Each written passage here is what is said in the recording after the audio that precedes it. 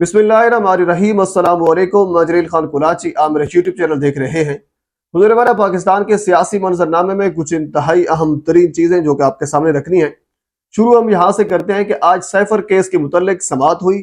सैफर case के मुतल्लिक दो चीज़ें या दो पॉइंट्स इंतहाई अहम है जिसको पाकिस्तान तहरीक इंसाफ ने चैलेंज कर रखा है। पहला पॉइंट यह है कि जो जस्टिस अबुल हसनात जुल्करनैन साहब हैं जो ट्रायल कर रहे हैं, इनकी तैनाती को चैलेंज कर रखा है कि इनकी तैनाती नहीं होनी चाहिए थी, क्योंकि ये जस्टिस साहब जो हैं ये एटीसी अदालत से हैं, यानी इंसदाद दहशतगर्दी की जो अदालत है। हालांकि वो तहरीक इंसाफ ये कहती है कि हाई कोर्ट के पास इख्तियारात हैं और मजिस्ट्रेट का कोई जज जो है उसको ये इख्तियार दिया जाना चाहिए था और वो ट्रायल करता, यानी इंसदाद दहशतगर्दी की अदालत के पास ये इख्तियार नहीं है। ये बेसिकली जो इख्तियारात की तकसीम है उसके खिलाफ है, इस वजह से इस चीज को भी चैलेंज कर रखा था। और दूसरा, पाकिस्तान तहरीक इंसाफ का एक वाज़े तौर पर मौक़िफ़ ये था कि जेल के अंदर ट्रायल इमरान खान का हो ही नहीं सकता, इसको भी चैलेंज कर रखा है। इससे पहले single bench justice Aamir Farooq साहब का इसके ऊपर फैसला दे चुका है। आज जब इसके ऊपर समाअत हुई, जस्टिस मियां गुल हसन औरंगजेब और जस्टिस रिफत सेबा, जस्टिस समन रिफत सेबा, उन्होंने बाकायदा तौर पर मुत्तफिका तौर पर यह फैसला दिया है और इसके ऊपर स्टे ऑर्डर जारी किया है, यानी इस ट्रायल को रोक दिया है।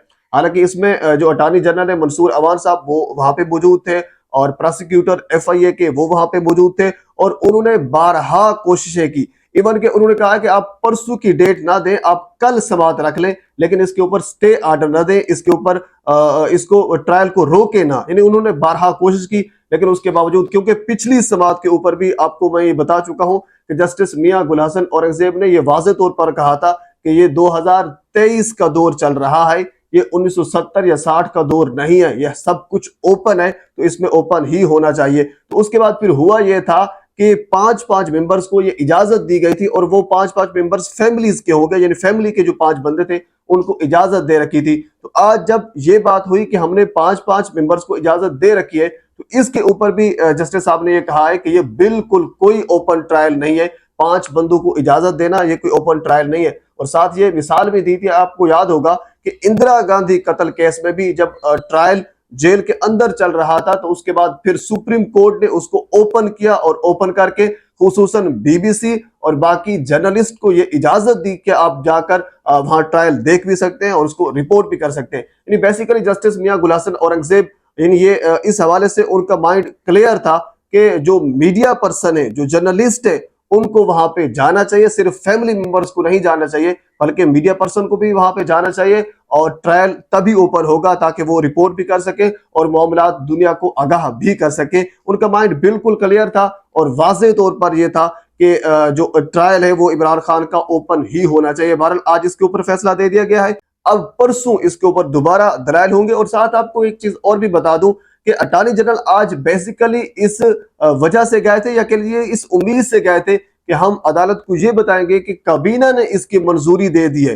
तो उसके जवाब में भी जस्टिस साहब ने यह कहा है कि काबीना ने बिल्कुल ठीक है मंजूरी दे दी है, लेकिन इससे पहले जो ट्रायल हुआ उसके बारे में आपका क्या ख्याल है। तो अटॉर्नी जनरल के पास कोई जवाब नहीं था। बहरहाल प्रोसिक्यूटर एफआईए वो वहां पे मौजूद थे, बाकी लोग भी वहां पे मौजूद थे। आज इसके ऊपर स्टे ऑर्डर जो है वो जस्टिस मियां गुल हसन औरंगजेब और जस्टिस समन रिफत सेबा जो है उन्होंने बाकायदा तौर पर मुत्तफिका तौर पर ये जारी कर दिया है, जो जेल के अंदर ट्रायल हो रहा था उसको रोक दिया गया है। अब हम थोड़ी सी और खबरें वो आपके सामने रखता हूं।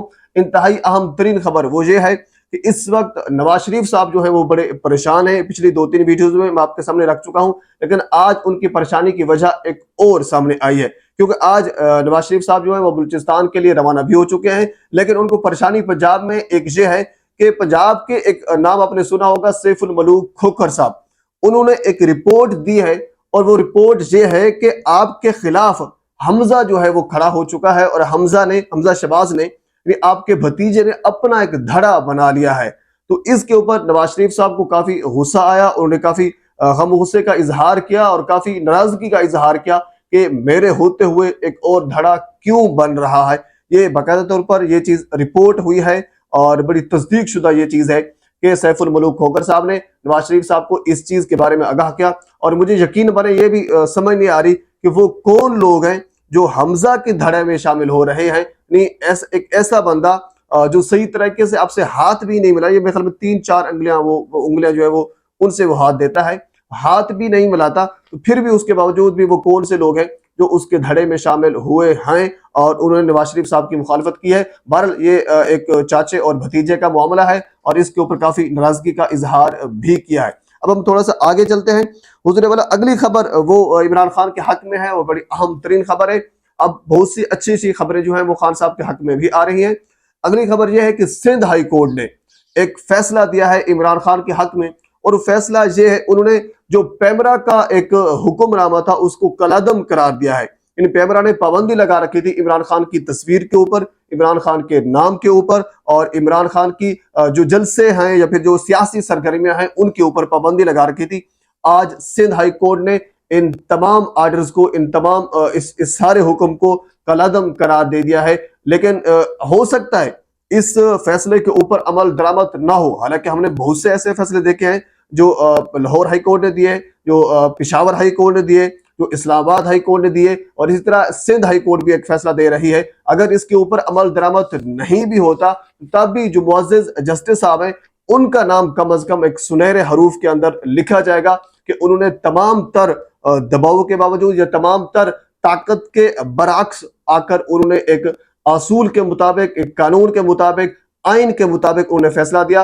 क्योंकि उन्होंने ये लिखा है कि आइन के आर्टिकल 10A के खिलाफ वर्जी हो रही है, किसी की आजादी इजहार राय के ऊपर कदगन लगाना। तो ये सिंध हाई कोर्ट का फैसला है इमरान खान के हक में। अब इसके ऊपर कितना अमल दरामद होता है ये तो आने वाला वक्त बताएगा। हुजूर वाला और खबरें भी बहुत सी हैं, ये वीडियो काफी लंबी हो जाएगी, अगली वीडियो में आपके साथ में जरूर शेयर करूंगा। एक मरतबा फिर आपसे गुजारिश है मेरे चैनल को सब्सक्राइब कर दें ताकि आने वाली हर इंफॉर्मेटिव वीडियो आप तक पहुंच सके। अल्लाह हाफिज।